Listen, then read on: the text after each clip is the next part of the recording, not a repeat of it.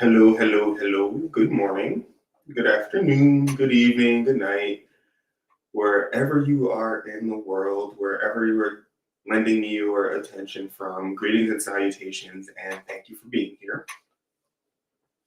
For me, it is like 10:07 in the morning, and it is Friday, December 5th.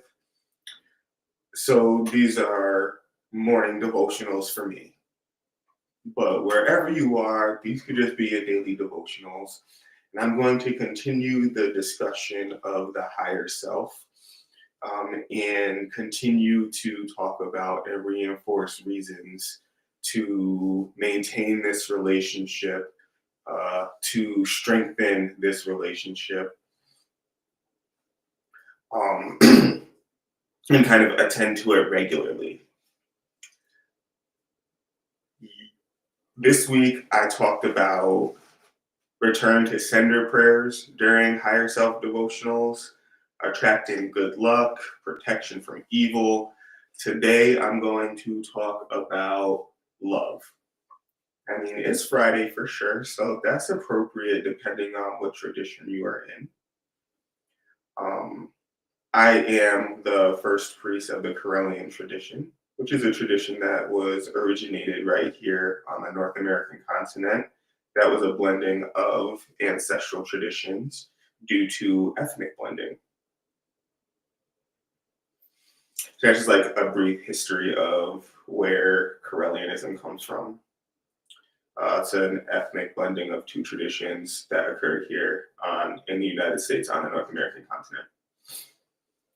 Um, my predecessor and his predecessors before him were the ancestral carriers of this blended practice.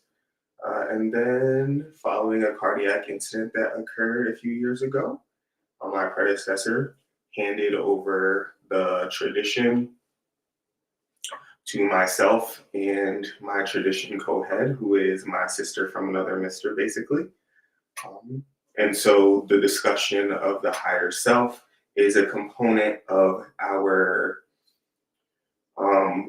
we use the phrase outer court in our tradition. Those are the people who come and celebrate and practice and grow their magic and celebrate the holidays and participate in the culture, but they have no intentions on or are not called to initiate. Um, and then, we have our inner court, which is the people who are called to be initiated to some degree. The higher self discussion is a discussion for everyone, regardless of if they want to seek initiation or if they don't want to seek initiation, if they feel called or if they don't feel called. The higher self is that part of you that is here for your own benefit and your own benefit alone.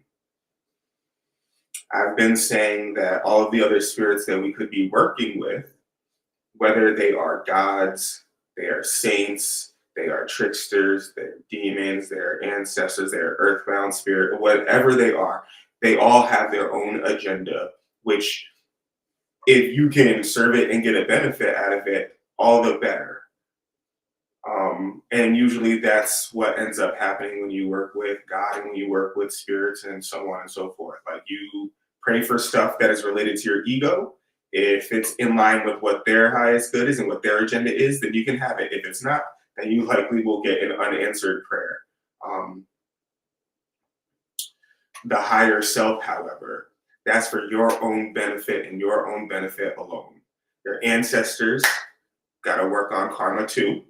They are lovely spirits, and a lot of them are very, very elevated. And depending on how many times an ancestor has been incarnated, will determine like how great they are at being a guide. But they too have to work on their karma in all of their incarnations as well. So whether your ancestor was your favorite auntie or your favorite uncle or what have you, the fact that they incarnated as a human and have passed away means that they are working on karmic attachments. Your higher self is not working on karmic attachments. Your ego, our lower selves, those are our higher self only for our best good, and they have Our higher selves have a vested interest in us working on this karma. They have a vested interest in us achieving liberation, achieving enlightenment, re-entering that state of union with the divine mind and the divine creator. Our higher self is down for that for us. Whereas all of the other spirits that could possibly incarnate as human, they have that for themselves as well. So sure, it's great. We leave offerings to help our ancestors because us helping them means that when they are in the spirit world, they are being elevated, they are being lifted closer to the divine light of the creator, they are being impacted, they are being transformed. That way when they come back, they are all the more greater, all the more powerful, all the more capable of doing wonderful things in the physical incarnation. That's all of us too, though. So when we die, the ones that we leave behind, ideally, they are praying for us, uplifting us, elevating us, and we are having that elevated spiritual attunement while we are in the discarnate form. That way, when we come back, we are participating in a legacy of greatness, and so on and so forth, and so on and so forth, and so on and so forth.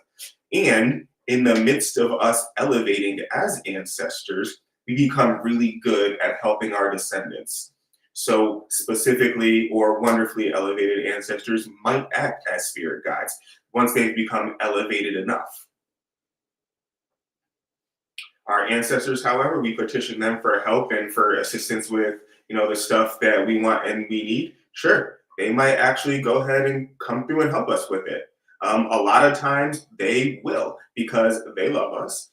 They know what it's like to be human beings, and they know what it's like to be motivated by something externally. So sometimes, a lot of times, very frequently, our ancestors will bless us with the external motivation to help us do great. And still, that is only in service of their karmic attachments. Same thing with other spirit guides if they've ever been human.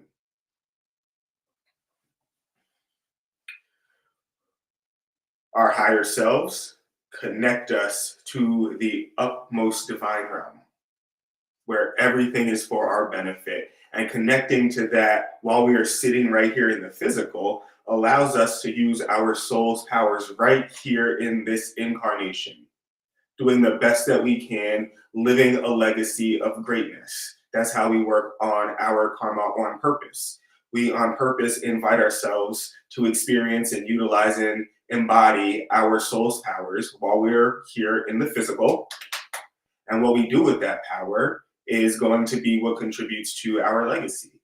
And a lot of times, it's what we do to impact communities and impact humanity that helps us with that karmic entanglement or those karmic attachments.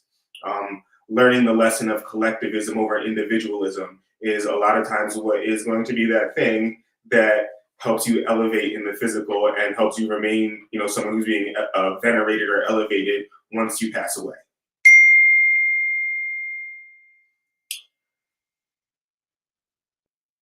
Our higher selves is the most authentic, natural, easy way to make our magic stronger, work on our divine wills and our connection to our divine wills. It's our best way to engage in that magic and psychism loop. We project into the universe projects back. We project into the universe projects back. The universe sends us messages, we respond. The universe sends us messages, we respond, so on and so forth. Our higher selves is the most automatic, natural, intrinsic way to make that a strong part of who we are.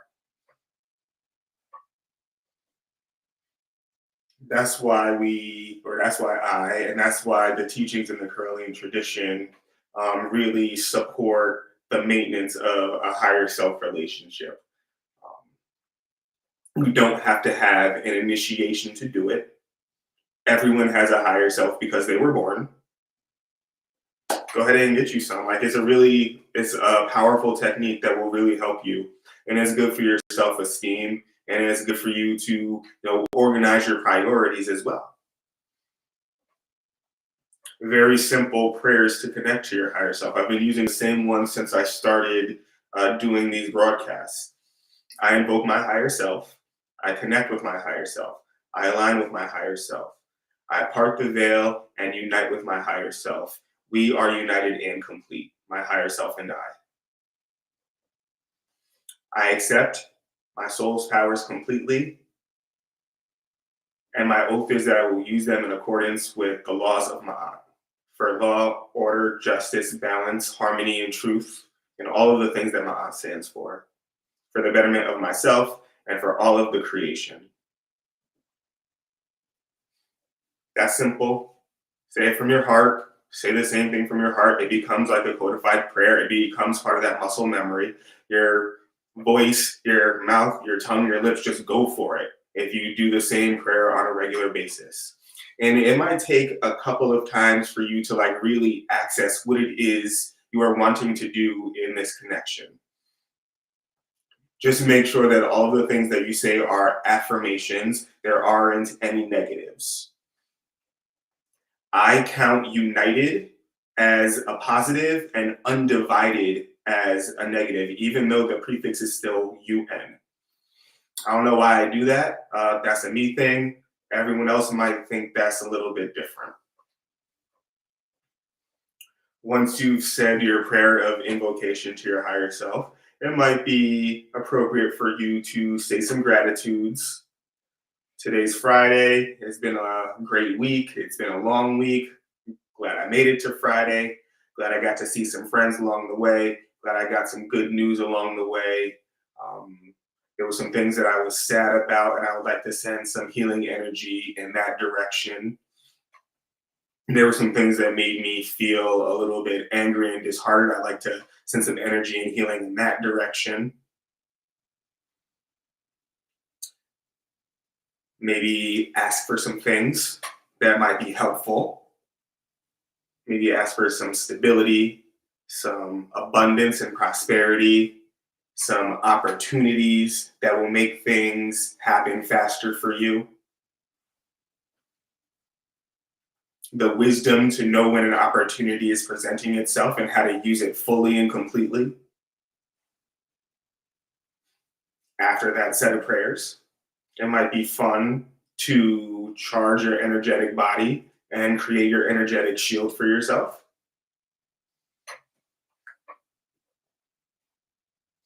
Following the creation of your energetic shield. And if you want to, you can just toggle back into any of the other videos because I have done some energetic exercises and some shielding exercises previously. But if you want to, you can toggle back and see what some of those are. At least 3 of the videos I want to say are done in a way that you can just like follow them as a meditation if you wanted to. But specifically today, Friday, Venus, for a bunch of folks, Day of Love. I wanted to talk about the vast amounts of ways that you could understand love.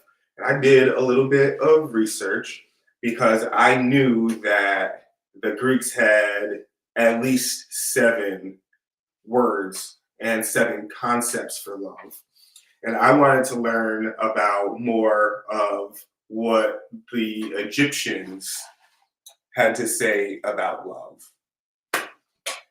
Good morning, Reverend Ed. How you doing today? In the chat, thank you for reaching out. And so I found out that in the language that the ancient Egyptians, the Kemetic people spoke, they had affection, passion, the love that you feel from an embrace. So a hug, a good handshake. They had the love that was delightful. They had the kind of love that produced loyalty. They had heart-based attachment as a form of love. And if you remember, the Egyptians said that your heart was actually the seat of your soul. So a heart-based attachment or a soul-based attachment, I gather, is like how we talk about soulmates in, like our pop culture kind of psychology. They also had a kindness that was they have love that produces kindness. And then they had the kind of love that produces companionship or romantic relationships. And so if you add to that the idea of eros, philia, agape, storge, ludus, pragma, philautia, and mania, there are many, many, many, many, many different ways for you to experience love across a vast spectrum. So without invoking any specific deities that are related to love, we can ourselves understand from our lower selves, from our ego, the various kinds of love that we have experienced with other people. You know, we got bros, we got sis, we got fam, and then we got those other kinds of love that are a little bit more passionate and physical in different ways. And then there's the kind that is obsessive and crazy and codependent. We've observed it, witnessed it, felt it all as individuals. So, with that being the case, I think that love in general, with the little luminous got the infinity symbol above it, is an easy energy to tap into to help the entire world elevate, uplift, shift up into, recognition of, other dimensions, all the stuff that magic is for. And so if you've ever felt romantic love, erotic love, passionate love, functional love, if you've ever, felt the love of a really good team that made really great things happen, if you were able to recognize the vast ways that love can impact us as people, then you can lift up your heart and pray earnestly for the betterment of the entire species, the entire planet. And that's a demonstration of that agape love, or the love for the all of creation that we believe that gods have for themselves. We believe that they love all of creation for the most part. And of course, we might be able to think about some divinities that may not demonstrate, or it might be hard to recognize that agape love in them. Um, but deeper mystical meditation on the role of chaos or the storm in helping rebuild and redemonstrate love might help us understand that, like, even the uncomfortable parts of breaking things down and tearing things down is a part of universal love too. So just think about that. Think about all the different ways that you have experienced love for different people, the ways that it can be transformative, the ways that it can be motivating, the things that it could, the ways that love could cause things to grow or change or shift, or vibrate higher. Tap into that energy and pray for the world. Of course, Corellians, we had our peace prayer for a long time, and I have done the peace prayer within the context of higher self inspirations before. I'll do it again now. I pray for peace. I pray for love. I pray for stability. I pray that love may overcome fear. And I send energy of love and peace for all of the people of the world. And I create it, I accept it, and I receive it by my will, so mote it be. So I do encourage everyone, whether you are in outer court, or an inner court, or if you are seeking a different path of transformation, um, if you're seeking a more diverse path of transformation, um, go ahead and connect with your higher self and explore where that leads you. That's it for today, folks. I love you lots.